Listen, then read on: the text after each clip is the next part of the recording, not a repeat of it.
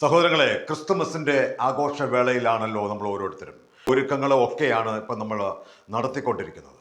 ഈ ക്രിസ്തുമസ് കാലഘട്ടത്തെക്കുറിച്ച് നമുക്ക് അല്പം നേരം ചിന്തിക്കാം.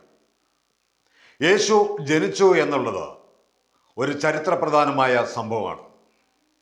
യേശുവിൻ്റെ ജനനത്തെക്കുറിച്ചും യേശുവിൻ്റെ പ്രവർത്തനങ്ങളെക്കുറിച്ചും യേശുവിൻ്റെ മരണത്തെക്കുറിച്ചും അവൻ്റെ ഉദ്ധാനത്തെക്കുറിച്ചും അവൻ്റെ രണ്ടാം വരവിനെക്കുറിച്ചെല്ലാം വളരെ വ്യക്തമായി വിശുദ്ധ ബൈബിളിൽ എഴുതിയിട്ടുണ്ട്. എന്നാൽ യേശുവിൻ്റെ ജനനത്തെക്കുറിച്ചുള്ള കൃത്യമായൊരു ഡേറ്റ് വിശുദ്ധ ബൈബിളിൽ ഇല്ല. വിശുദ്ധ ബൈബിൾ പരിശോധിച്ചു കഴിഞ്ഞാൽ ഏറ്റവും കൂടുതൽ യേശുവിൻ്റെ ജനനത്തെക്കുറിച്ച് എഴുതിയിരിക്കുന്നത് വിശുദ്ധ മത്തായിയുടെ സുവിശേഷവും വിശുദ്ധ ലൂക്കായുടെ സുവിശേഷവുമാണ്. ഈ രണ്ട് സുവിശേഷങ്ങൾ നോക്കിക്കഴിഞ്ഞാൽ യേശുവിൻ്റെ ജനിച്ച കാര്യങ്ങളെല്ലാം പറയുന്നുണ്ട്, കാലഘട്ടങ്ങൾ പറയുന്നുണ്ട്, പക്ഷേ കൃത്യമായ ഒരു ഡേറ്റ് അതിനകത്ത് പ്രതിപാദിക്കുന്നില്ല. ഇന്ന് ഡിസംബർ 25 ക്രിസ്തുമസ് ആയിട്ട് ലോകം ആഘോഷിക്കുന്നുണ്ട്. എന്നാൽ ഡിസംബർ 25 ക്രിസ്തു ജനിച്ച ഡേറ്റ് അല്ല. എന്നാൽ യേശു ക്രിസ്തു ജനിച്ചതിൻ്റെ കാലഘട്ടങ്ങളെക്കുറിച്ച് വിശുദ്ധ ബൈബിളിൽ പ്രതിപാദിക്കുന്നുണ്ട്. ലോകത്ത് ആദ്യമായി സെൻസസ് എടുത്തത് അഗസ്ത്യസ് സീസറിന്റെ കാലത്താണ്. അതാണ് ജോസഫ് ഗർഭിണിയായിരുന്ന മറിയത്തോടുകൂടി നസ്രത്തിലെ ബെത്ലഹേമിലേക്ക് പോയെന്നും അവിടെ വെച്ച് അവൾക്ക് പ്രസവവേദന ഉണ്ടായെന്നും അവിടെ വെച്ച് മറിയം യേശുവിനെ പ്രസവിച്ചു ഒരു തൊഴുത്തിൽ കൂട്ടി കിടത്തി എന്നൊക്കെയാണ് വിശുദ്ധ ബൈബിളിൽ പറയുന്നത്.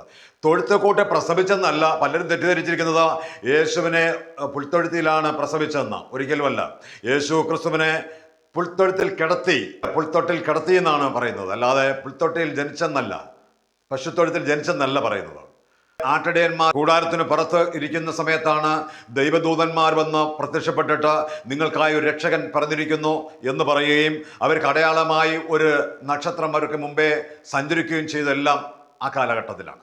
എന്നാൽ ഡിസംബർ 25 ഒരിക്കലും ഒരു ഡേറ്റ് അല്ല, ക്രിസ്തുവിൻ്റെ ജനിച്ച ഡേറ്റേ അല്ല. എന്നാൽ ഡിസംബർ 25 ഒരുപാട് സ്ഥലങ്ങളിൽ ഒരുപാട് രാജ്യങ്ങൾ ക്രിസ്മസ് ആയിട്ട് ആഘോഷിക്കുന്നുണ്ട്. നമ്മുടെ രാജ്യമായ ഇന്ത്യയിലും അമേരിക്കയിലും UK, Canada, Australia, Germany, Brazil എന്നീ രാജ്യങ്ങളൊക്കെ ഡിസംബർ 25 ക്രിസ്മസ് ആയിട്ട് ആഘോഷിക്കുന്നത്. എന്നാൽ ജാനുവരി 7 ആഘോഷിക്കുന്ന രാജ്യങ്ങളുണ്ട്. Russia, Ukraine, Ethiopia, Serbia, Georgia ഈ രാജ്യങ്ങളൊക്കെ യേശുവിൻ്റെ ജനന തിരുനാൾ ആഘോഷിക്കുന്നത് ജാനുവരി 7 എന്നാൽ അതിൽ നിന്ന് വ്യത്യസ്തമായിട്ട് അർമേനിയ എന്ന രാജ്യം ജാനുവരി 6 യേശുവിൻ്റെ ജനന തിരുനാളും യേശുവിൻ്റെ ബാപ്റ്റിസവും അവരാഘോഷിക്കുന്നുണ്ട്. എന്നാൽ ചില രാജ്യങ്ങളിൽ, ചില കമ്മ്യൂണിസ്റ്റ് രാജ്യങ്ങളിൽ ക്രിസ്തുമസ് ആഘോഷം ഉണ്ടായിരുന്നില്ല. നമ്മുടെ തൊട്ടടുത്തുള്ള രാജ്യമായ ചൈനയിൽ ക്രിസ്തുമസ് ആഘോഷം ഉണ്ടായിരുന്നില്ല. പിന്നെ എങ്ങനെയാണ് ഈ ക്രിസ്മസ് ആഘോഷം വന്നത്? ഡിസംബർ 25 അവർക്കൊരു ആഘോഷം ഉണ്ടായിരുന്നു. ആഘോഷം എന്ന് പറയുമ്പോൾ അത് ക്രിസ്തുമസ് അല്ലായിരുന്നു. അവരുടെ ദേവനായ സൂര്യദേവന്റെ എന്ന് വെച്ചാൽ അവരുടെ സമൃദ്ധിയുടെ, വിളവിൻ്റെ, പ്രകൃതിയുടെ ജീവദാതാവായ ദൈവത്തെ പോലെ അവർ കണ്ട് സൂര്യദേവന്റെ പിറവി ദിനമായി ഡിസംബർ 25 ആഘോഷിച്ചിരുന്നു. അത് വലിയ ആഘോഷങ്ങളായിരുന്നു. പേഗൻ മതത്തിലെ സൂര്യദേവനെ അവർ വളരെ ഭക്തിയോടും ബഹുമാനത്തോടും കൂടിയാണ് അവർ ആരാധിക്കുകയും ആ പിറവി തിരുനാൾ അവർ ആഘോഷിക്കുകയും ചെയ്തിരുന്നത്. ഈ കാലഘട്ടത്തിലാണ് 4-ാം നൂറ്റാണ്ടാണ് കോൺസ്റ്റന്റൈൻ ചക്രവർത്തി ക്രിസ്തു മതം സ്വീകരിച്ചതിന് ശേഷം ഡിസംബർ 25 ക്രിസ്മസ് ആയി ആഘോഷിക്കുവാൻ ഔദ്യോഗികമായി പ്രഖ്യാപിക്കുകയും ചെയ്തത്. എന്നാൽ ഈ കോൺസ്റ്റന്റൈൻ ചക്രവർത്തി ക്രിസ്തുമതം സ്വീകരിച്ചു എങ്കിൽ പോലും പേഗൻ മതത്തിലെ സൂര്യദേവന്റെ ആഘോഷങ്ങളെ അവർ തടസ്സപ്പെടുത്തിയൊന്നുമില്ല. പക്ഷേ ആ പേഗൻ മതത്തിലെ സൂര്യദേവന്റെ ദിവസം തന്നെ ആ ക്രിസ്മസും അവർ ആഘോഷിക്കാൻ തുടങ്ങി. കാരണം അവർ പറയുന്നത് സൂര്യദേവൻ എന്ന് പറയുമ്പോൾ അത് ജീവദാതാവാണെന്നും സകലത്തിൻ്റെ സമൃദ്ധിയുടെ അവർ ദൈവമാണെന്നും അവർ കാണുന്നു. അപ്പോൾ മറുസൈഡ് നോക്കുമ്പോൾ യേശു ലോകത്തിൻ്റെ പ്രകാശമാണ് എന്ന് പറഞ്ഞുകൊണ്ടാണ് യേശുവിൻ്റെയും ജനന തിരുനാള് ഡിസംബർ 25 ആഘോഷിക്കുവാനായിട്ട് കോൺസ്റ്റന്റൈൻ ചക്രവർത്തി തീരുമാനമെടുത്തത്. ഡിസംബർ 25 അല്ല യേശുവിൻ്റെ ജനന തിരുനാളെന്ന് നമുക്ക് എല്ലാവർക്കും അറിയാം. പൂർവികര് പ്രാചീന കാലത്ത് ഒരു വിശ്വാസം ഉണ്ടായിരുന്നു. മാർച്ച് 25 ഗബ്രിയേൽ ദൂതൻ മറിയത്തിന് പ്രത്യക്ഷപ്പെടുകയും ദൈവത്തിൻ്റെ സന്ദേശം നൽകുകയും അന്നാണ് അവളുടെ പരിശുദ്ധാത്മാവ് നിറഞ്ഞ് അവൾ ഗർഭിണിയാകാൻ കാരണമായി തീർന്നതെന്ന് കണക്കൂട്ടുന്നു. അങ്ങനെ കണക്കൂട്ടുമ്പോൾ മാർച്ച് 25 മുതൽ ഡിസംബർ 25 വരെ കണക്കുകൂട്ടിയാൽ 9 മാസം. അങ്ങനെയാണ് ഡിസംബർ 25 യേശുവിൻ്റെ ജനനം എന്നും പറയുന്നവരുണ്ട്. പക്ഷെ നമുക്ക് ഈ 25 ആണെങ്കിൽ മറ്റുള്ള രാജ്യങ്ങളിൽ എന്തുകൊണ്ട് വ്യത്യാസം വരുന്നു? പലരും ഈ ഡിസംബർ 25 മാത്രമല്ല, ജാനുവരി 7, ജാനുവരി 6, സെപ്റ്റംബർ മാസം, മാർച്ച് എന്നൊക്കെ പറഞ്ഞ് പലരും പല അഭിപ്രായങ്ങളാണ് പറയുന്നത്. ദൈവപുത്രന്റെ ജനനത്തെക്കുറിച്ച്, ലോകത്തിന്റെ രക്ഷകന്റെ ജനനത്തെക്കുറിച്ച് ഒരിക്കലും പ്രതിപാദിക്കേണ്ട കാര്യമില്ല. എന്ന് വെച്ചാൽ യേശുവിൻ്റെ ജനനം ലോകത്തെ അറിയിക്കേണ്ട ഒരു കാര്യമില്ല. യേശു ജനിച്ചു എന്നുള്ളത് വളരെ സത്യമാണെന്ന് ഞാൻ പറഞ്ഞു. ദൈവത്തെക്കുറിച്ച് പറയുമ്പോൾ ദൈവം ആയിരുന്നവനും ആയിരിക്കുന്നവനും വരാനിരിക്കുന്നവനുമാണ്. എന്ന് വെച്ചാൽ ലോകസ്ഥാപനത്തിന് മുമ്പേ അവൻ ഉണ്ട്. ലോകസ്ഥാപനത്തിന് മുമ്പേ യേശു ലോകത്തിൽ ഉണ്ട്. ലോകസ്ഥാപനത്തിന് മുമ്പേ ഉള്ളപ്പോൾ മറിയത്തിൻ്റെ ഉദരത്തിൽ വന്ന ഒരു ഡേറ്റ് ലോകത്തിന് വെളിപ്പെടുത്തേണ്ട കാര്യമില്ല. എന്നാൽ ഞാൻ പറഞ്ഞു നമുക്ക് പല ഡേറ്റുകളിൽ ആഘോഷിക്കുന്നുണ്ടെന്ന് പറഞ്ഞു.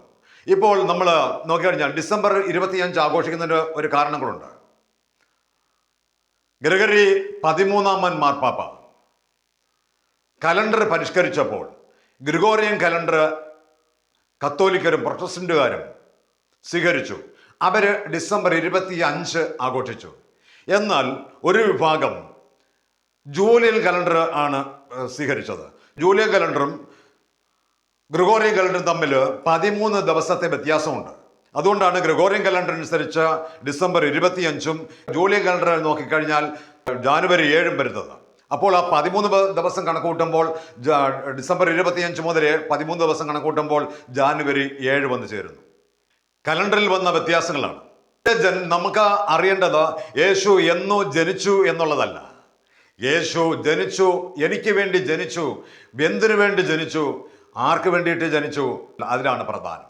യേശു ലോകത്തിലേക്ക് വരേണ്ടതായിട്ടുണ്ട്. മിക്ക പ്രവാചകന്റെ പുസ്തകം പറയുക, യൂദയായിലെ ബെത്ലഹേമേ, നീ മറ്റു നഗരങ്ങളിൽ ഏറ്റവും ചെറുതാണെങ്കിലും ഇസ്രായേലിനെ ഭരിക്കാനുള്ളവൻ നിന്നിൽ നിന്നാണ് പുറപ്പെടുന്നത്.